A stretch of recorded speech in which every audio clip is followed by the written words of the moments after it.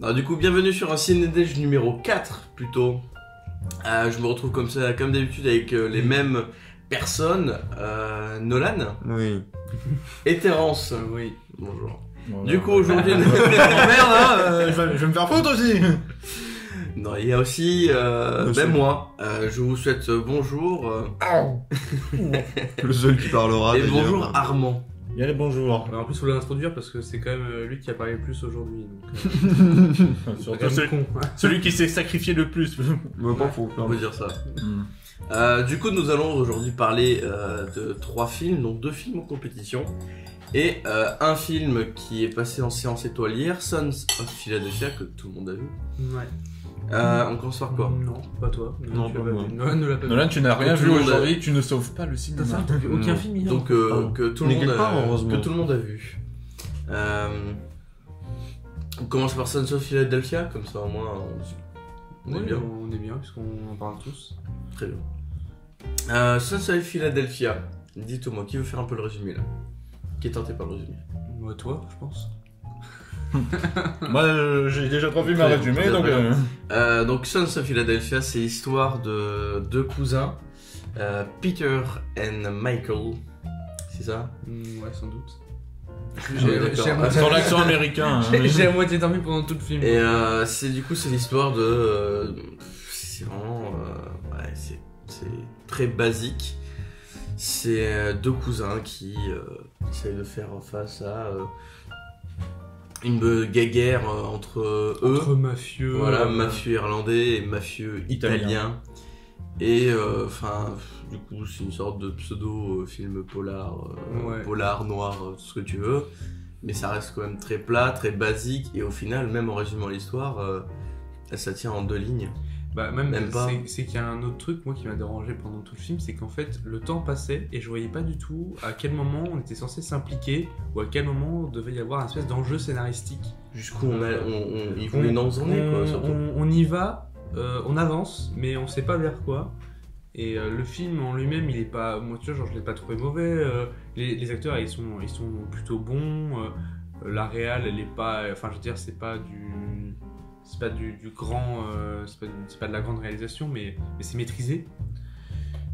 Alors, du coup, je me pose la question. C'est trop quand même maîtrisé.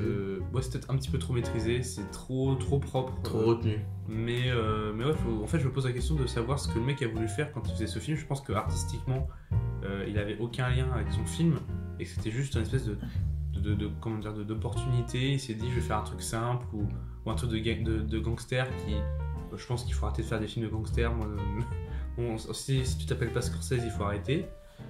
Et bon, voilà. Non, quoi. pas forcément. Il y a pas. Enfin, je veux dire, Tu des peux faire de bons films de gangsters, c'est pas le problème. il y en a pas tellement. Mais le problème de Quelques jeu. films de James Gray. Oui, bon, ça fait il y a 10 ans, quoi. C'est juste que. Il a Ouais, fait mais. des gangsters qu'il a fait. Ça date. Hein.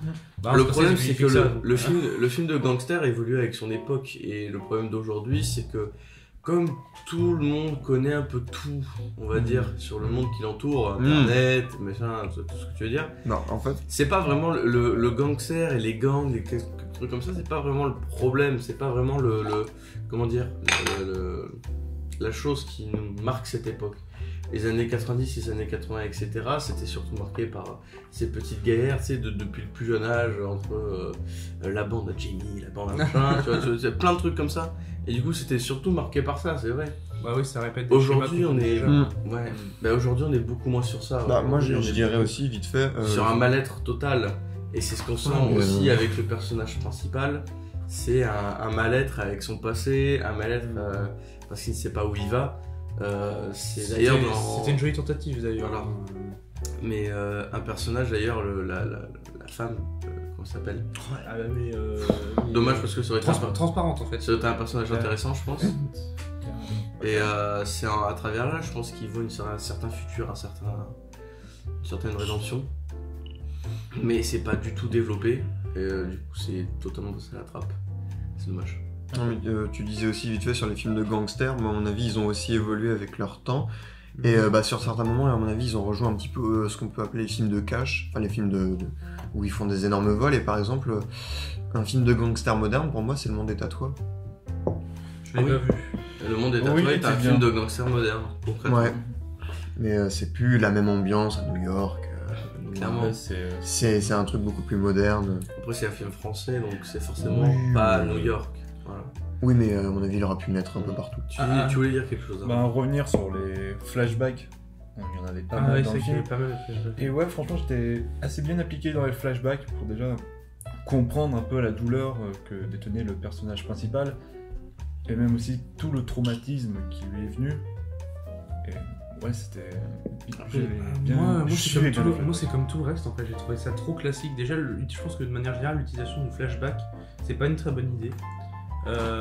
Et en plus, c'est vrai que là, dans un film qui se démarque jamais vraiment comment dire, par sa réalisation et même par ses acteurs, donc encore une fois, qui sont très bons, hein, mais qui font pas non plus une prestation à couper le souffle.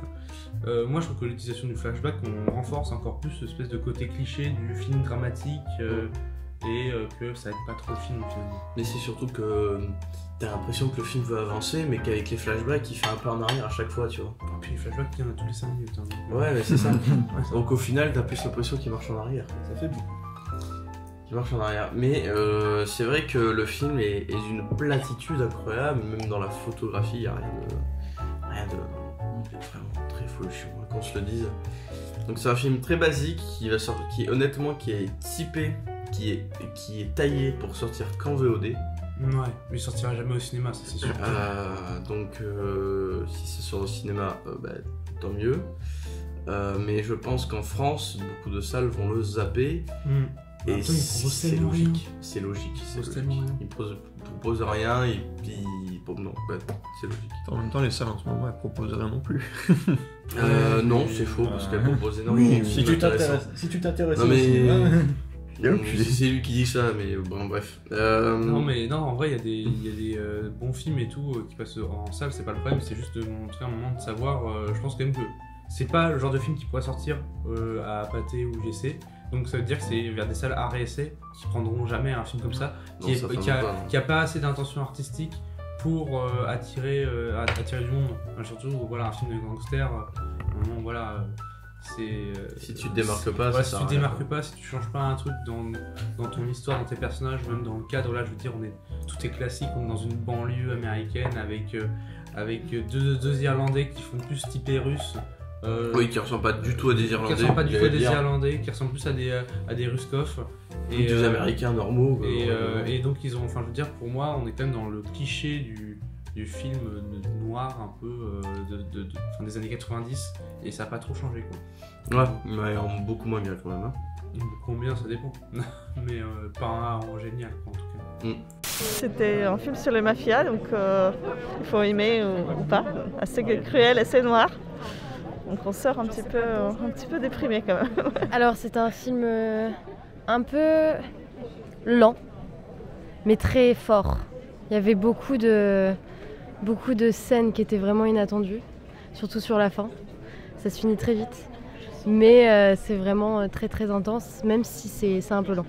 Voilà, c'était vraiment, enfin moi j'ai adoré le film. C'est pas un blockbuster quoi, mais c'est vraiment un film très poétique et très intéressant. Bien réalisé, il était assez cru, assez sombre. Le film est très bien réalisé, il n'y a rien à dire sur le scénario, mais c'est pas forcément un film de festival. Ce que je veux dire par là, c'est que c'est pas un film qui va marquer par une originalité ou quelque chose dont on ressort en se disant j'ai détesté ou j'ai adoré ce film. Comme d'autres films de ce festival, avec je trouve une programmation qui est vraiment très réussie. Et là, voilà, on a le sentiment d'être allé voir un film qu'on aurait pu agréablement voir à la télévision ou au cinéma, mais pas forcément un film de festival. Bon, on a fait le tour, je pense. Voilà. Armand, Ok. tu vas nous parler de peut-être Giant Being Lonely. Oui, alors Giant Being Lonely est un des films qui est en compétition cette année. Et je pense que c'est mon deuxième coup de cœur du festival actuellement. Pour résumer l'histoire, on suit les aventures, pas les aventures, mais la vie de deux jeunes garçons. Bobby White, qui est un jeune adulé dans son lycée, Il est excellent au baseball, tout le monde l'apprécie, tout le monde pense qu'il va avoir un très bon avenir. Sauf le spectateur, du coup, j'imagine. Ah oui, mais on sait qu'après, quand même. Mais on sait que Bobby White n'a plus de mère. Son père est de plus en plus malade et il passe ses journées à traîner dans la ville, dans la nature, à rien faire. Et on suit aussi la vie de Adam, qui a comme père, il joue dans l'équipe de baseball des Giants, et son père, qui est un père autoritaire qui le bat chaque soir. Un bon père. Ah bon. Ouais, moyen. Moyen. Très franchement moyen. Hein, c'est une relation incroyable qu'on fait ce soir. C'est des rafales qui se prend le gamin. C'est pas une vanne. Et son père est. Du coup, elle a rafalé l'avion. Ah putain, mais merde. Quoi est coach de l'équipe des Giants. Et sa mère n'a plus aucun lien affectif auprès d'eux. Genre là, c'est l'ambiance totalement merdique dans la famille. Et autre chose intéressante dans le casting, c'est que les deux personnages, Bobby White et Adam, sont joués par des frères jumeaux. En gros, ils n'ont aucun lien parental dans le film, mais déjà c'est très difficile de les reconnaître. Genre quand ils sont de dos, c'est vraiment, tu ne sais pas vraiment quel personnage avance en fait. Intéressant. Je sais vraiment vous expliquer, j'ai juste dû me réveiller. C'est très sarcastique, mais en même temps, je pense que tu disais Ah pas oui. du tout sur un truc sarcastique. Mais Ah, voilà. non, c'est vraiment intéressant dans l'idée qu'on utilise des jumeaux comme ça. Ouais, moi Peut-être, j'adore Zaki Cody alors. Non mais pour, Putain, non, mais quel enfer. pour faire peut-être un lien entre les personnages, mais un lien pas vraiment dans l'histoire, mais beaucoup Ouais. plus. Mais pour les différencier, tu es obligé de voir leurs lèvres en fait. Ah, celle-là est plus grosse, donc c'est lui, celle-là moins grosse. Non, c'était vraiment le seul truc pour moi. Et du coup, pour un scénario, c'est vrai que c'est difficile de s'en faire une idée. C'est juste que des personnages souffrent, ils font que des conneries, et c'est tout. On a aussi un lien avec le baseball, où c'est le seul point où tous les personnages se réunissent et ils font passer toute leur frustration, que ce soit le coach de baseball qui s'énerve contre leurs joueurs pour les motiver avant chaque match. Et non, mais pendant 2 minutes, tu l'entends gueuler genre tu vas te... Allez, bouge-toi, il va t'enculer. C'est ça, c'est... Tu veux la batte de baseball hein. Ah non, mais c'est ça, c'est moi. Le coach vraiment super... hyper actif, mais incroyable. En fait, pour ma part, il n'y a pas vraiment de besoin de dialogue et tout, tu comprends tout en fait. Tu comprends leur souffrance, tu comprends que ces mecs n'ont plus rien à foutre quoi. Ils vivent, ils sont dans leur putain de solitude et ils souffrent quoi.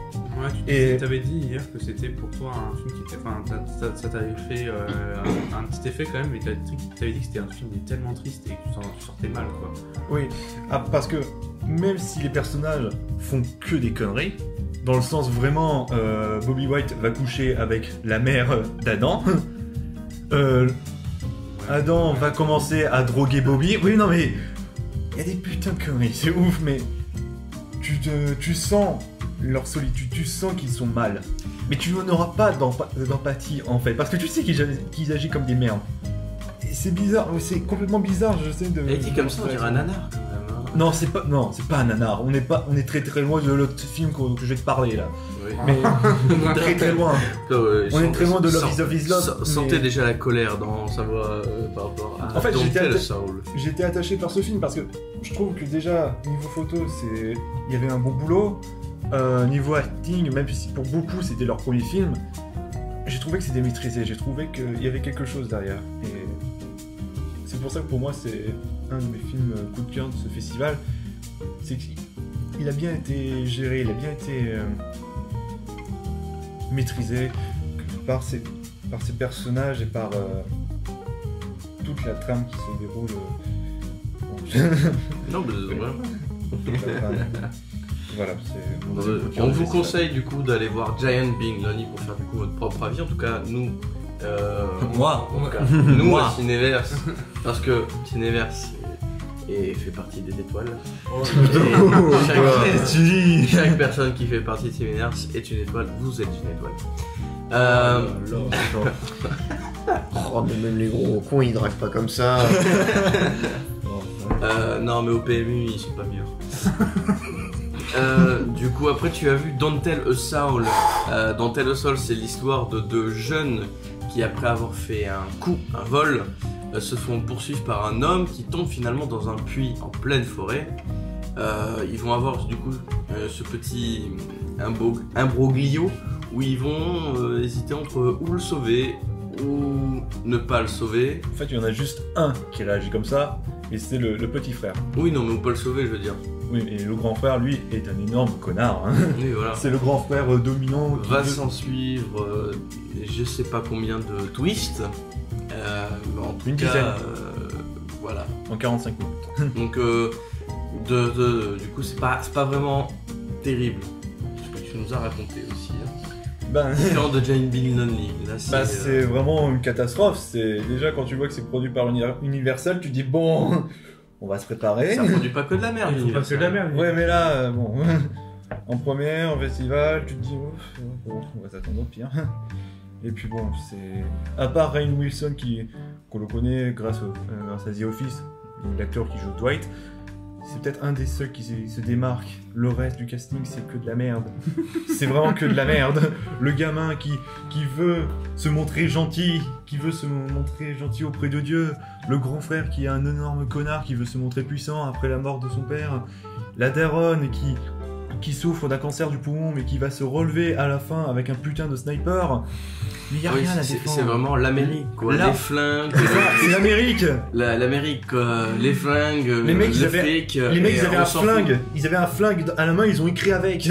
Ils ont fait. Alors, on m'avait des flingues, on m'avait Dieu et tout. Et là, on s'en fout si on crache des poumons, qu'on a le coronavirus, on sort avec un flingue. Un flingue. Vive les bourgades américaines. Putain. Alors, bon, cet épisode sera court. Je vous laisse aujourd'hui avec mes compatriotes, avec les avis à la sortie de la salle de Sons of Philadelphia.